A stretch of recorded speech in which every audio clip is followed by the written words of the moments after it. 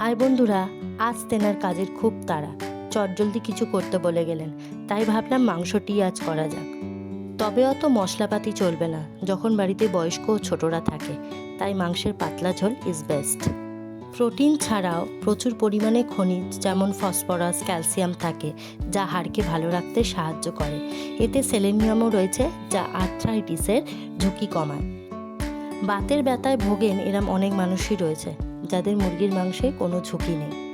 কড়াইতে প্রথমে তেল দিন, তারপরে পেঁয়াজ, আলু, কাঁচা পেঁপে, সাথে অল্প আদা, রসুন, কাঁচা লঙ্কা, গোটা জিরে, গোটা ধনে বাটা ও হলুদ গুঁড়ো দিয়ে ভালো করে মাখিয়ে নিন। তারপরে গ্যাসটিকে জ্বালিয়ে ভালো করে মাংসটা কষিয়ে নিন। জল দিয়ে সেদ্ধ করে নামিয়ে নিলে মুরগির মাংসের পাতলা ঝোল রেডি। যদি ভিডিওটি ভালো লাগে লাইক করবেন, subscribe my channel. Thank you for watching. Tata.